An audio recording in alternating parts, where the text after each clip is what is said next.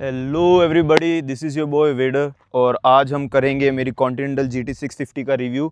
और मैं आज तुम्हें इसके प्रोज एंड कॉन्स बताने वाला हूँ। और ये मेरा पर्सनल रिव्यू है after owning this bike for like literally 2 years. और हम आज इसके बारे में डिटेल में बात करेंगे कि मुझे क्या क्या प्रॉब्लम्स फेस हुई और क्या मुझे मज़ा आता है इस बाइक को चलाने में या नहीं। प्रोज हैं इस बाइक के कि इसमें 650 इंजन आता है।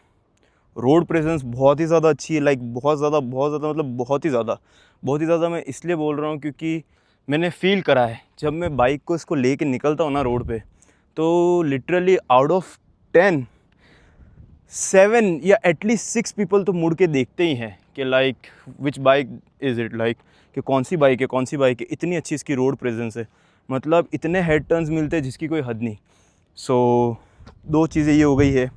तीसरी चीज़, अगर आपको रियली आप एक एंथुसियास्ट हो जिसको बाइक राइडिंग पसंद है और कैफ़े रेसर बाइक चाहिए, तो दिस इज़ इट। चौथा पॉइंट है इसकी साउंड। अगर आपने इसमें रेड रूस्टर लगवा रखे हैं तो इसकी जो क्रेज़ी साउंड आती है ना, मतलब मज़ा आ जाएगा। इतनी अच्छी बाइक की साउंड आती है। पांचवा पॉइंट इसका मैं क्या ही बताऊँ अब। इंजन हो गया, इसका रेट्रो फील हो गया, रोड प्रेजेंस हो गया, साउंड हो गया। और एक फिफ्थ पॉइंट ये है कि आपको अगर 650 बाइक लेनी है ना, तो मैं अगर इसके कितने भी डिसएडवांटेज बता दूँ ना, आपको अगर ये लेनी है तो आप लोगे ही लोगे।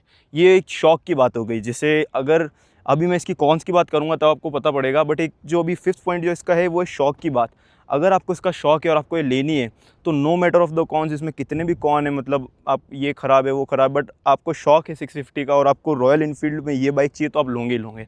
Now let's talk about its cons कि इसमें कॉन्स क्या क्या है। सबसे फर्स्ट कॉन की मैं बात करूँगा, इसका माइलेज। इसका माइलेज बहुत ही गंदा है। लाइक कंपनी बोलती है 25 का, बट मेरे को तो इस बाइक ने 2 साल में स्टेडीली चलाऊँ, आराम से चलो तो 20 का देती है, और फास्ट चलाऊँ, स्पीड में चलाऊँ तो 15, और कभी कभार तो 12 का भी देती है। पर शौक वाली बात हो गई। एक कॉन तो ये हो गया। सेकंड कॉन, इसमें डबल स्टैंड नहीं आता। डबल स्टैंड इसलिए नहीं आता, आई डोंट नो क्यों नहीं दिया है इन्होंने डबल स्टैंड, या फिर आता नहीं है, बट इसमें डबल स्टैंड नहीं आता। तो आपको एक पैडॉक डबल स्टैंड ख़रीदना पड़ेगा बाइक की चेन क्लीनिंग के लिए। और अगर आपको टायर बदलना है या पंचर निकलवाना है तो हर कोई नहीं निकाल सकता, इसके लिए एक पैडॉक डबल स्टैंड चाहिए रहेगा। दो, तीसरी चीज़, इसका फ्यूल इंडिकेटर। ये मैंने खुद ने भी एक्सपीरियंस करा और मैं बहुत लोगों से सुना है कि इसका फ्यूल इंडिकेटर इतना ख़राब है ना। अगर मेरी बाइक में लाइक इसमें डिजिटल नहीं आता, इसमें आज भी मैनुअल आता है, जो पुराने ज़माने की टेक्नोलॉजी हो गई है। तो इसमें जो फ्यूल इंडिकेटर, लाइक अगर मेरी बाइक में 3/4 ऑयल भी भरा हुआ है ना, तो भी इट विल शो कि मतलब नो फ्यूल। 3/4 है फिर भी नो फ्यूल। ये दिक्कत इसमें बड़ी आती है। और फोर्थ जो प्रैक्टिकल है, सही में कौन है, इसका जो नुकसान है वो है बैक पेन। आप इस बाइक को शौकियाना चला सकते हो, लाइक हफ्ते में एक बार संडे या सैटरडे राइड्स, ये क्योंकि ये बाइक है ना डेली राइड्स के लिए नहीं बनी है जितना मुझे लगता है। क्योंकि इसमें जो पोस्चर है ना, नॉर्मल क्रूज़र बाइक में ऐसा पोस्चर होता था, उसमें बैक पेन नहीं होता। इसमें आपको पूरा ऐसा झुकना पड़ेगा, और जब झुक के चलाते हो ना तो आप you can not ride this bike for more than 1 और 2 आवर्स। सो मैं खुद इसको एज अ डेली भी अगर मैं यूज़ करना चाहता हूँ ना, तो मैं ज़्यादा राइड नहीं कर पाता, लाइक मैक्सिमम 30 मिनट्स या 1 आवर। फिर उसके बाद बैक पेन होना चालू हो जाता है। आफ्टर बैक पेन इसमें जो चीज़ आती है वो है रिस्ट पेन। और रिस्ट पेन मैंने पर्सनली फ़ील करा है। मैं मेरे पर्सनल एक्सपीरियंस की बात कर रहा हूँ, सबका पता नहीं मुझे, बट रिस्ट पेन इसमें आता है। और कहाँ आता है ज़्यादा, जहाँ पे ट्रैफिक होता है। आप ट्रैफिक में चल रहे हो, आपको कहीं बार बार रुकना पड़ रहा है, या अनइवन सरफेस है, या आप बाहर कहीं चले गए, या कहीं भी ऐसी जगह जहाँ पे आपको रुकना पड़े, उसमें आपको रिस्ट पेन होने लगता है। क्योंकि आपका बॉडी वेट जो है ना वो आपके रिस्ट पे आता है, और जब आपका बॉडी वेट आपके रिस्ट पे आता है तो आपका पूरा बॉडी वेट रिस्ट पे, तो रिस्ट पेन होती है।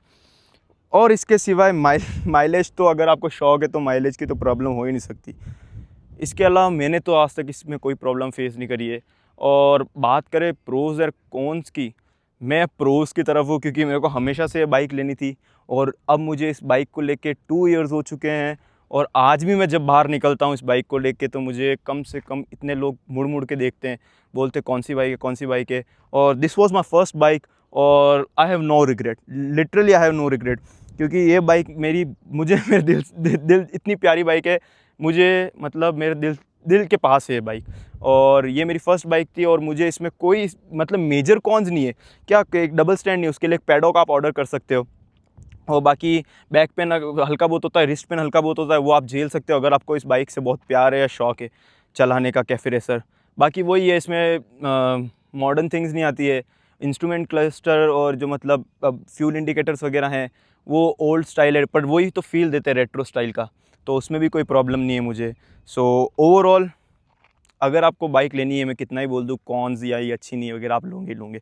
और मेरा पर्सनल ओपिनियन है, अगर आपको शौक़ है, आपको रेसिंग इतनी पसंद नहीं, रेसिंग इन द सेंस मतलब 180 लाइक स्पोर्ट्स बाइक में आप सबसे रेस करो, आपको एक क्रूजिंग बाइक चाहिए, क्रूजिंग भी नहीं कह सकते, आपको एक कैफ़े रेसर बाइक चाहिए, मतलब जिसमें कैफ़े रेसर वाला लुक भी आए और पावर भी आए। This bike can go 170 which is pretty good, but ये अनस्टेबल है। 170 के बाद ये होती है वॉबलिंग, 160 पे लिटरली वॉबल होती है।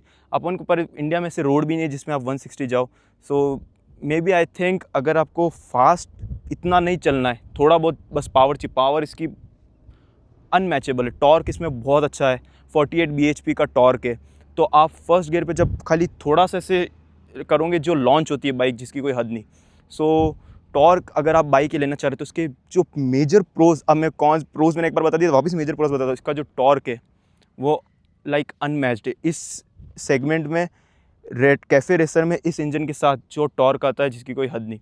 सो अगर ये आप बाइक लेना चाहते हो रोड प्रेजेंस के लिए, पावर टॉर्क के लिए, और आपको कैफ़े रेसर ही चाहिए, so I think you should go for this bike. But आपको रेसिंग के लिए चाहिए या फिर आपको फास्ट बाइक चाहिए और न्यू इंस्ट्रूमेंट्स चाहिए, न्यू इंस्ट्रूमेंट क्लस्टर वगैरह, और न्यू बिल्कुल एडवांस थिंग्स जो एक स्पोर्ट्स बाइक में आती है, जो लाइट वेट हो, हाई स्पीड हो, स्टेबल हो, वॉबल ना करे, तो आप दूसरी बाइक के लिए सोच सकते हो। बट वापस अगर आपको इस बाइक का शौक है तो आप यही लोगे, और मेरा तो यही ओपिनियन है, as like after owning this bike for like 2 years I have no regret, literally no regret. हल्का बहुत बैक पेन रिस्ट पेन होता है बट वो चलता है, शौक करा है तो वो तो होता है। बाकी मेंटेनेंस मुझे इतनी इसकी हैवी नहीं लगी, ठीक है, बस फ्यूल कॉस्ट आपको थोड़ी सी ज़्यादा आएगी क्योंकि एवरेज देती है 15 से 20 का, मुझे तो 15 का 20 का ही दिया, लोग बोलते हैं उनको 25 का देते हैं, बट मुझे ऐसा नहीं लगता कि मेरे को तो इसने मैक्सिमम 20 का दिया है, और रफ़ राइड करता हो तो 15 का दिया है।